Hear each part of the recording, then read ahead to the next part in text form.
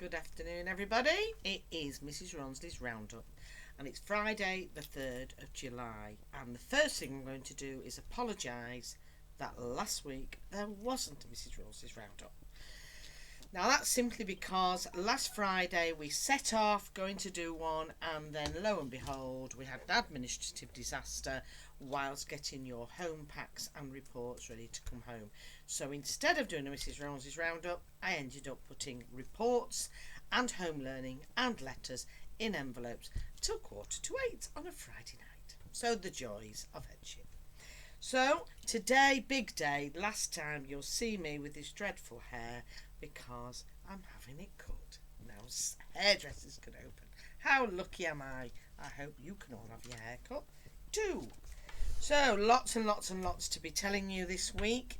Great to see everybody on Monday when we did our home deliveries of packs, which included home learning right till the end of term and your reports, which were fabulous because I read every single one and wrote on every single one, and it was fabulous to see that, as well as the letter which told you about coming in to do assessment, and I'll come on to that in a moment. So, gap assessments. We've asked all of you from year 1 to year 5 to come in and to do an assessment. Well, some of you mummies and daddies have been upset about that because you thought we were assessing to see how well you had been doing with home learning during lockdown. No, we're not testing that. We are totally aware and understand that during lockdown some of you have done lots of work, some of you have done hardly anything, because we all have different life circumstances. None of you at home are teachers, and none of you necessarily have the time or the skill set or can get your children to get out of bed and get on with some work. So it's not about that at all. The gap assessments are for us to just see where is every child, so that in September, when we all return, and I'll come on to that, we will know where every child is straight away to crack on with their learning. We don't have to waste any time thinking, oh, now do they do that or can they do that, because we've tested them and we've seen exactly where they are. There is no, oh, look at them, they haven't done anything with them, or oh, look at that. Every child is different. It's fine. We just crack on, and we're pleased that most of you are sending your children to do that. Thank you. That will be going on, and you will have all had a letter for you in year 1 to year 5, unless your children are in a bubble in school. You will have had your letter at some point this week or next week, right up to Monday the 13th of July will be a time slot for you to come in with your children. Please do that. All the children are to come to St Stephen's Road Gate, where the teachers who are carrying out the assessments will meet you. We have 3 timed slots a day. You don't have a choice because we've had to, as you can imagine, fit about 400 children in. So there are 2-hour slots, 8:45 till 10:45, 11 o'clock till 1 p.m. and 1:30 p.m. till 3:30 p.m. It's a 3-slot socially distanced gap analysis. There are no more than 2 children in each slot. So, year 6. It's really strange for year 6 because we have got 16 year 6 children who've been coming in every morning into 2 socially distanced bubbles. But from next Friday, which is the 10th of July, we will be closing school to children.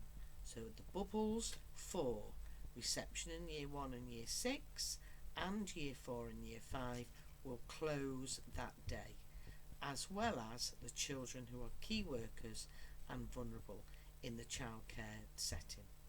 Because the week beginning the 13th of July, we need to prepare for September. It's not like a normal September.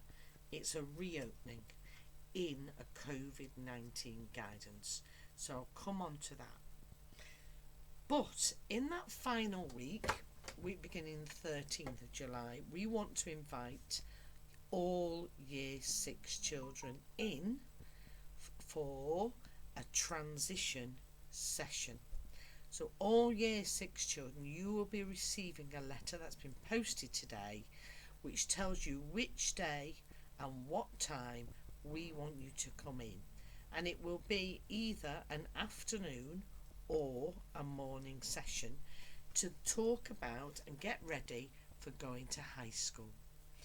We're calling it transition because it's all about working together to get you ready for September as you move to your new secondary schools. And we want to give you the opportunity to talk about what you're looking forward to, what you might be a little bit worried about, but we want to get you in to see you. And it's going to be the last time we see you this school year.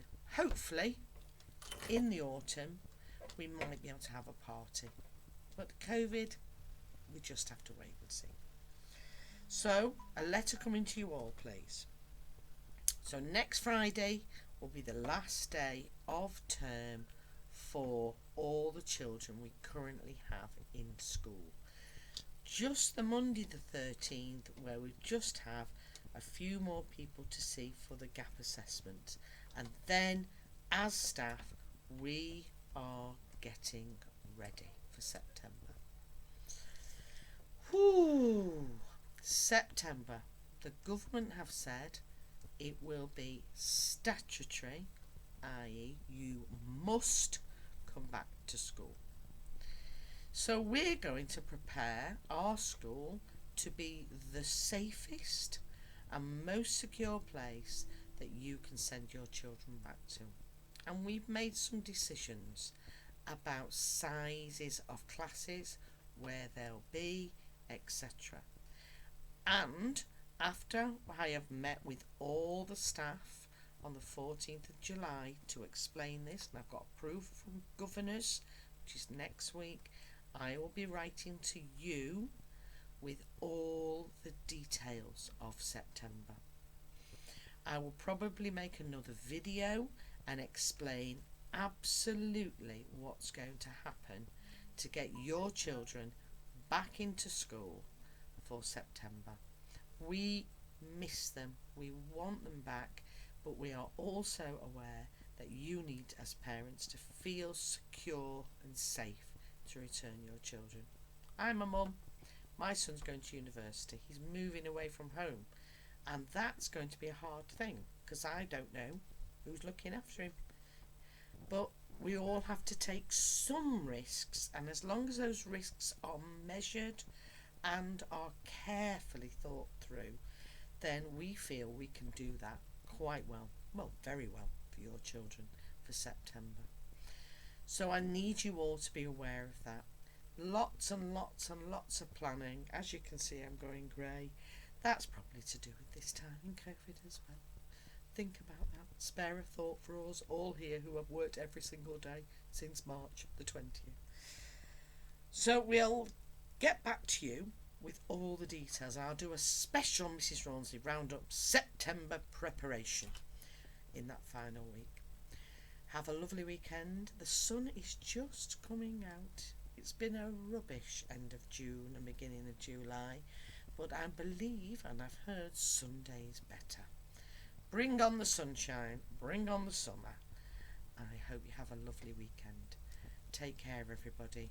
Here's our Learning Superstars from both last week and this week. Well, our Learning Superstar last week for nursery was Fatima Ahmed for her fabulous learning projects with all her family. Mrs. Doran is so proud. And also Hamid Nawaz for his amazing map design. And Mrs. Doran's so proud that you're working so hard, Hamid. In Reception Blue, last week, it was Amaya Imran.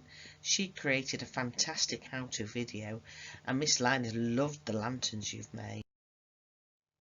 And in Reception Green, it was Alia Bibi working really hard on the home learning activities and some fantastic sentence writing about different animals. In year 1, Fatima Afsar. Amazing attitude to learning whilst at home, and it looks like the Afsar family, you're working as a great team. Because look who it is as well, Yusuf Afsar. He's been doing some fantastic maths work and super strategy for adding 3-digit numbers together. Year 2, Sahand Rahim. He's done a fun science experiment that followed with a very clear explanation. Well done, Sahand. Zainab Anwar in 2 green for consistently working through the learning menus and producing work of a good quality. Oh, Yassine in year 3. Oh, I am proud, Yassine. Really starting to work hard, mainly maths, so Mrs. Erskine would love to see some writing next. And Zara Bibi in 3 green. A real range of things, but those chocolate cupcakes look really good. Well done, Zara. And in year 4, Safan Khan for an excellent start to our learning bubble. He's retained lots of his knowledge over lockdown and he's putting it to good use in the learning sessions. And Abid Ali for doing a range of fantastic maths tasks and sending them to the year 4 email. Reese Khan in 5 blue, he's come back to school and is working extremely hard on all this week's learning. And look who it is, it's another Afsar, Zainab this time, for a really well thought out story with lots of creative and descriptive writing. Well done, Zainab. Oh, Hamraz Fahati in year 6. Hamraz has left us today. She's going to have a new life in Leicester and we'll really miss her. She had such wonderful, excellent attitude to learning in the year 6 bubble. And Zakira Iqbal. Zakira has had an excellent attitude to learning in the year 6 bubble, and we know that she could get this every week because that's the sort of person you are, Zakira. Alia Ahmed this week is our parent for her excellent poem. Now Alia, as a mum, wrote a most amazing poem and shared it with us all here. So well done, Alia. You're our parent learning superstar. Well done. So this week, because we've a double whammy, we've got Medina Shafiq in nursery. She's been continuing to work hard and always giving 100% in her home learning. Well done, Medina. And Abdul Mois Khan has got the learning superstar again in nursery, keeping up with his amazing home learning. Well done. Oh, Mohammed Afan. Every morning Mohammed Afan has been trotting to school with mummy, so grown up, the little umbrella during rainy times, and he's been trying so hard with his maths and phonics in school. Well done. And in reception green, Musa Wasim for trying really hard with his home learning and having lots of fun practicing doubling. Well done, Musa. In 1 blue, it's Fatima Ralph. She's showing some super attitude to learning when she came into school for her assessment this week. And Fatima Zahia is the learning superstar in 1 green. She's been sending in some fantastic home learning for Miss Love to enjoy. And in 2 blue, it's Yusuf Ali. Great work submitted. He's enjoying his learning and showing pride in the work he's producing. Alicia Farouk for great motivation in 2 green and completing her schoolwork while also helping mum with her brothers at home. And in 3 blue, it's Ala Abu Shanab for responding to marking by editing and improving her writing. And in 3 green, it's Abu Bakr Hanzala.